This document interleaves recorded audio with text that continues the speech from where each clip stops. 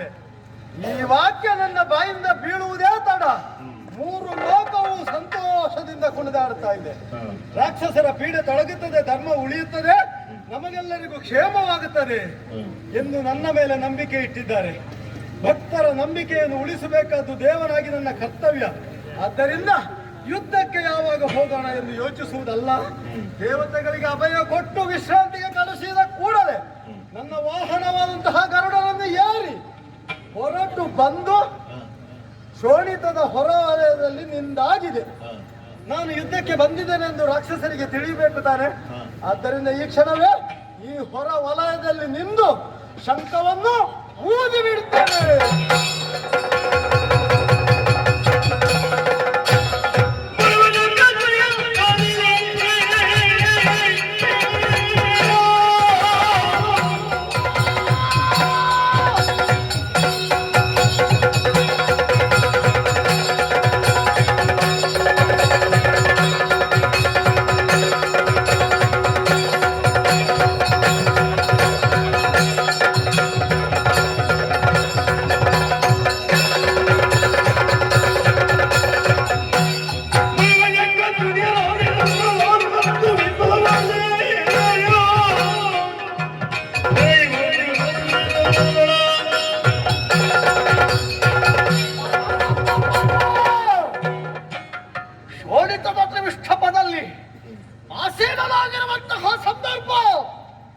ಒಳಗಿತೊಂದು ಶಂಕಧ್ವನಿ, ಪ್ರಪಂಚದಲ್ಲಿ ಇಂತಹ ಶಂಕಧ್ವನಿಯನ್ನು ಮೊಳಗಿಸುವವ ಒಬ್ಬನೇ ಒಬ್ಬ, ಅವನೇ ಶ್ರೀಹರಿ.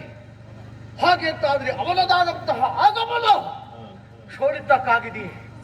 ಅಲ್ಲ, ನನ್ನದಾದಂತಹ ವೈರಿಗಳಾರಾದರೂ ಮುತ್ತಿಗೆಯನ್ನು ಮಾಡಿದ್ದಾರೆ ಎಂಬುದನ್ನು ವಿಚಾರಿಸುವುದಕ್ಕಾಗಿ ನೇರವಾಗಿ ಹೆಬ್ಬಾಗಿಲಂತ ತಾಳುತ್ತೇನೆ.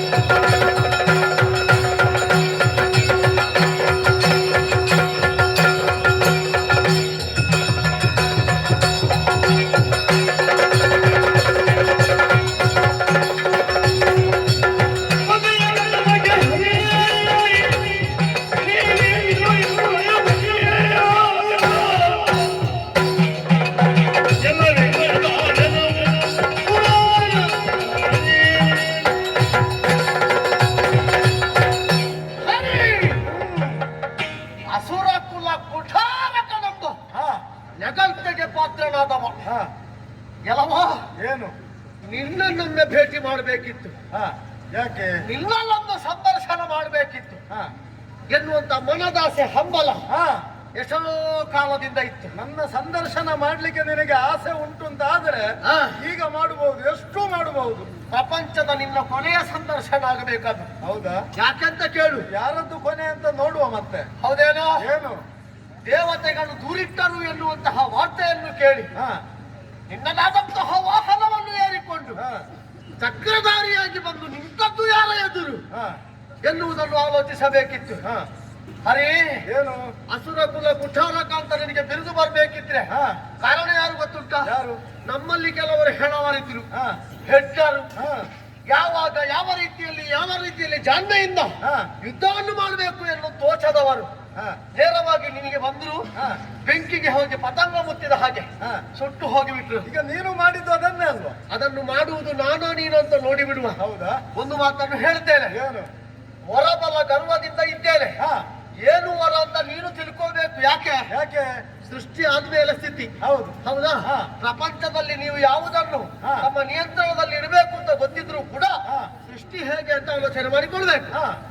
ಬ್ರಹ್ಮ ಸೃಷ್ಟಿಸಿದ್ದಾನೆ, ಬ್ರಹ್ಮನೇ ವರವನ್ನು ಕೊಟ್ಟು ಬಿಟ್ಟಿದ್ದಾನೆ. ಆದ್ದರಿಂದ ಜಾಗರೂಕನಾಗಿ ಮುಂದುವರಿ. ಹೇಗೂ ಶೋಣಿತದವರಿಗೆ ಬಂದಿದ್ದಿ, ಸರಿ, ನಿನಗೆ ಪರಮ ಸ್ವಾಗತವನ್ನು ನೀಡುತ್ತೇನೆ. ಅರಮನೆಯಲ್ಲಿ ಒಂದೆರಡು ದಿವಸ ಇದ್ದು ಕೆಲವರು ನಿನ್ನ ಭಕ್ತರಿದ್ದಾರೆ ಅಲ್ಲಲ್ಲಿ, ಅವರಿಗೆ ನಿನ್ನ ದರ್ಶನವನ್ನು ಕೊಟ್ಟು ನಿನ್ನ ಚಕ್ರವನ್ನು ಹೆಗಲಲ್ಲಿರಿಸಿಕೊಂಡು ನಿನ್ನ ವಾಹನವನ್ನು ಏರಿಕೊಂಡು ಮರಳಿ ವೈಕುಂಠವನ್ನು ಸೇರುವೆಯೋ ನಿನಗೆ ಪಥ್ಯವಾದಂತಹ ಮಾತು. ಅದಲ್ಲ, ದಾರಿಗಳನ್ನು ಎದುರಿಸಲಿಕ್ಕೆ ಬಂದವ ನಿನ್ನನ್ನು ಎದುರಿಸಿಯ ಸಿದ್ಧಾಂತ ಇಲ್ಲಿ ಆದ್ರೂ ತೀರ್ಮಾನದಲ್ಲಿ ಬಂತು ಅಂತಾದ್ರೆ ನೇರವಾಗಿ ನಿನ್ನವರಿಗೆ ಹೋಗಿ ಹೇಳು, ಆಯ್ತು ನನ್ನ ಕೊನೆ ಶೋಣಿತದಲ್ಲಿ ದಾರಿಕಾಸುರನೆಂಬವ ನನಗೆ ಎದುರಾಗುತ್ತಾನೆ, ಅವನಲ್ಲಿ ನಾನು ಮರಳಿ ಬರುವುದಿಲ್ಲ, ಕ್ಷಮಿಸಿ ಬಿಡಿ, ಇನ್ನು ಮುಂದಿನ ಸ್ಥಿತಿಯ ಕಾರ್ಯವನ್ನು ದಾರಿಕಾಸುರ ನೋಡ್ತಾನೆ ಎನ್ನುವಂತಹ ವಾಗ್ದಾನ ಕೊಟ್ಟು ಬಂದ್ರೆ ಲೇಸು. ನಿನ್ನ ಅಜ್ಞಾನವನ್ನು ನಾನು ಕ್ಷಮಿಸಿದ್ದೇನೆ, ನೀನು ಕ್ಷಮಿಸಲಿಕ್ಕೆ ನನಗೆ ಜನವೇ ಅಲ್ಲ. ಇಲ್ಲ ಅಂತಾದ್ರೆ ಕೈ ಕಾಲು ಕಡ್ದು ನಿನ್ನನ್ನು ಅದೇ ಗರುಡನ ಹೆಗಲಲ್ಲಿ ಇರಿಸಿ ನೇರವಾಗಿ ಸತ್ಯಲೋಕಕ್ಕೆ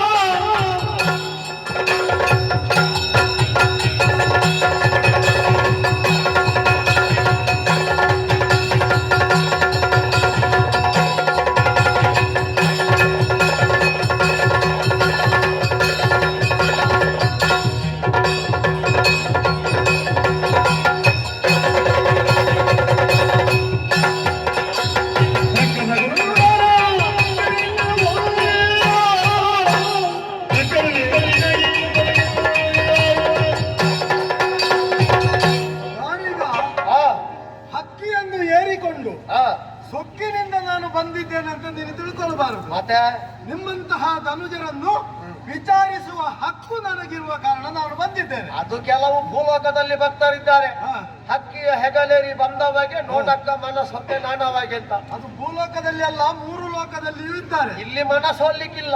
ಯಾಕಂದ್ರೆ ನಾನು ತ್ರಿಭುವನಕ್ಕೂ ಅಧ್ಯಕ್ಷನಾಗಿದ್ದೇನೆ. ಓಹೋ, ಆ ಪೀಠದಲ್ಲಿ ಕುಳಿತ ಮೇಲೆ ಪ್ರತಿಯೊಬ್ಬರನ್ನು ವಿಚಾರಿಸುವಂತಹ ಅಧಿಕಾರ ನನಗಿದೆ. ಈ ಅಧ್ಯಕ್ಷ ಎನ್ನುವ ಸೊಕ್ಕು ಜಾಸ್ತಿ ಆದದ್ದು, ಅದನ್ನು ಇಳಿಸ್ತೇವೆ ಈ ಸಲ. ಇಂದ್ರ ಬಂದು ದೂರಿಟ್ಟ, ಅವನಿಗೆ ವ್ಯವಸ್ಥೆ ಮಾಡಿದೆ. ಅದಕ್ಕೆ ಕಾರಣ ನೀನು ಅಂತ ಗೊತ್ತಾದ ಮೇಲೆ ನಿನಗೂ ಒಂದು ವ್ಯವಸ್ಥೆ ಮಾಡುವುದಕ್ಕೆ ನಾನು ಬಂದವ. ಓಹೋ, ನೋಡು ದಾರಿಗ, ಕಾಗೆಯೊಂದು ಹಾರಿ ಹೋಗಿ ಧ್ವಜಸ್ತಂಭವನ್ನು ಏರಿ ಕುಳಿದ್ರೆ ಗರುಡನಾಗುವುದಿಲ್ಲ. ಸ್ವರ್ಗದಲ್ಲಿ ನಿನ್ನಂತಹ ರಾಕ್ಷಸರು ಹಿಂದೆ ಅನೇಕರು ಬಂದು ಕೂತಿದ್ದಾರೆ. ಪರಿಣಾಮ ಏನಾಗಿದೆ ನಿನಗೂ ಗೊತ್ತಿರಬಹುದು. ವರವನ್ನು ಪಡೆಯುತ್ತಾರೆ, ಬ್ರಹ್ಮನಲ್ಲೋ ಈಶ್ವರನಲ್ಲೋ ಅದರ ಪ್ರಭಾವದಿಂದ ಮೆರೆಯುತ್ತಾರೆ, ಒಂದಲ್ಲ ಒಂದು ಕಾರಣದಿಂದ ಅಳಿದು ಹೋಗಿದ್ದಾರೆ. ಹಾಗಾಗಿ ರಾತ್ರಿ ಕಂಡ ಬಾವಿಗೆ ಹಗಲು ಹೋಗಿ ಬೀಳುವಂತಹ ಪ್ರಯತ್ನವನ್ನು ನೀನು ಮಾಡಬೇಡ, ಬೇಸರ ಮಾಡಬೇಡ. ನಿನಗೆ ಒಂದೇ ಉಪದೇಶ ನಾನು ಕೊಡ್ತೇನೆ. ಏನು? ಸ್ವರ್ಗವನ್ನು ದೇವತೆಗಳಿಗೆ ಕೊಡು. ನಿನ್ನ ಶೋಣಿತಾಪುರದಲ್ಲಿ ಕ್ಷೇಮವಾಗಿ ಇದ್ದುಕೋ. ಅದು ನಿನಗೂ ಕ್ಷೇಮ, ನನಗೂ ಕ್ಷೇಮ, ದೇವೇಂದ್ರನಿಗೂ ಕ್ಷೇಮ. ಅಲ್ಲದೆ ಧರ್ಮವನ್ನು ನೀನು ದಾಟಿ ಹೋದರೆ ನಿನ್ನನ್ನು ಶಿಕ್ಷಿಸಲೇಬೇಕಾಗ್ತದೆ. ಅದು ನನ್ನ ಕರ್ತವ್ಯ. ಹೌದು, ಬೇಸರ ಮಾಡಬೇಡ. ಒಂದು ಪ್ರಶ್ನೆ ಕೇಳ್ತೇನೆ. ಬೇಸರ ನನ್ನಲ್ಲಿ ಇಲ್ಲ, ನಾನು ಶ್ರೀಹರಿ ಅಲ್ವಾ? ಹೌದಲ್ವಾ? ಚಿಂತೆ ಉಂಟಾ, ಬೇಸರ ಉಂಟಾ ಹೇಳು? ದೌಷ್ಟ್ಯ ಎನ್ನುವುದು ನಮ್ಮವರ ಜನ್ಮಸಿದ್ಧ ಹಕ್ಕು. ಹೌದಾ? ಭಕ್ತೋತ್ತರಣ ಎನ್ನುವುದು ದೇವತೆಗಳಾದಂತಹ ಜನ್ಮಸಿದ್ಧ ಹಕ್ಕು.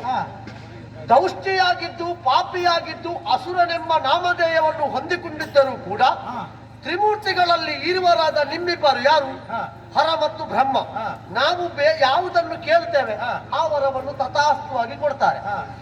ಹಾಗಂತಾದ್ರೆ ವರವನ್ನು ಕೊಡುವ ಮೊದಲೇ ಅವರಿಗೆ ಗೊತ್ತಿಲ್ವಾ ಇವ ಪ್ರಪಂಚದ ನಿಯಮವನ್ನು ತಲ್ಲಣಿಸ್ತಾನೆ, ಇವ ಪ್ರಪಂಚದ ಬದಲಾವಣೆಗೆ ಕಾರಣನಾಗುತ್ತಾನೆ, ದೇವಲೋಕವನ್ನು ಏರ್ತಾನೆ, ದೇವತೆಗಳನ್ನು ಗೆಲ್ತಾನೆ, ಮತ್ತೆ ಪಂಚಮಹಾ ಪಾತಕಗಳನ್ನು ಮಾಡ್ತಾನಂತೆ ಗೊತ್ತಿಲ್ವಾ? ತ್ರಿಮೂರ್ತಿಗಳಲ್ವಾ? ಗೊತ್ತುಂಟು. ಗೊತ್ತಿತ್ತು, ಯಾಕೆ ವರ ಕೊಡು? ಅದೇ ತೇನವಿನ ತೃಣಮಪಿ ನ ಚಲತಿ. ಶ್ರೀಹರಿಯ ಸಂಕಲ್ಪವಿಲ್ಲದೆ ಒಂದು ಹುಲ್ಲು ಕಡ್ಡಿಯು ಅಲುಗುವುದಕ್ಕೆ ಸಾಧ್ಯವಿಲ್ಲ. ಬ್ರಹ್ಮನ ಈಶ್ವರನ ವರ ಕೊಡ್ತಾರೆ, ಪ್ರಚೋದನೆ ಯಾರು? ನಾನೇ. ಓಹೋ, ನನ್ನ ಸಂಕಲ್ಪವಿಲ್ಲದೆ ಯಾವುದು ನಡೆಯುವುದಿಲ್ಲ. ಹಾಗಾದ್ರೆ ಒಂದು ಸುಲಭ ಆಯ್ತು. ಅದಕ್ಕೊಂದು ದೃಷ್ಟಾಂತ ಹೇಳ್ತೇನೆ. ಯಾಕೆ? ನಿನ್ನ ಹಿರಿಯರು ವರವನ್ನು ಪಡಿಲಿಲ್ವಾ ಬ್ರಹ್ಮನಿಂದ, ಈಶ್ವರನಿಂದ? ಇವತ್ತು ಯಾರಾದ್ರೂ ಶಾಶ್ವತವಾಗಿ ಉಳಿದಿದ್ದಾರ? ಒಂದಲ್ಲ ಒಂದು ಕಾರಣದಿಂದ ನಾನು ಅವರನ್ನು ಬಂದಿದ್ದೇನೆ. ಬ್ರಹ್ಮನಿಗೂ ಈಶ್ವರನಿಗೂ ವರ ಕೊಡುವಾಗ ಧೈರ್ಯ ಇದೆ, ಹರಿ ಎಲ್ಲವನ್ನು ಸರಿ ಮಾಡ್ತಾನೆ ಅಂತ. ಹಾಗಾದ್ರೆ ಸರಿ ಅಂತ ಲೋಕ ಒಪ್ಪಿದ್ದಕ್ಕೆ ಹಾಗಾದ್ರೆ ಒಂದು ಸುಲಭದ ಉಪಾಯ ಆಯ್ತು. ಅವರು ವರ ಕೊಟ್ಟು ಪ್ರಚೋದನೆ ನೀನಲ್ವಾ? ನಿನ್ನ ಪ್ರಚೋದನೆಯನ್ನು ಇಲ್ಲಿಗೆ ನಿಲ್ಲಿಸಿದ್ರೆ ಅದಕ್ಕೆ ನಾನು ನಿನ್ನಲ್ಲಿ ಹೇಳುವುದು, ಮೂಗನ್ನು ಹಿಡಿದು ಎಳೆದಾಗ ಮುಖ ಮುಂದೆ ಬರುವ ಹಾಗೆ ದೇವತೆಗಳಿಗೆ ಹಿಂಸೆ ಕೊಟ್ಟರೆ ನಾನು ಬರುತ್ತೇನೆ ಅಂತ ನಿಮ್ಮ ರಕ್ಕಸರ ಪ್ರತಿಪಾದನೆ ಅಲ್ವಾ? ಈಗ ನಾನು ಬಂದಾಗಿದೆ. ಅದಕ್ಕೆ ಇದು ನೀತಿ ಹೇಳಿದ್ದು, ಸ್ವರ್ಗ ಅವರಿಗೆ ಕೊಟ್ಟು ಬದುಕುದಿದ್ರೆ ಬದುಕು. ಈಗ ಬಂದಾಯ್ತಲ್ಲ, ಈಗ ಬಂದಾಯ್ತಲ್ಲ, ಈಗ ಬಂದಾಯ್ತಲ್ಲ, ಇನ್ನು ನೀನು ಯಾಕೆ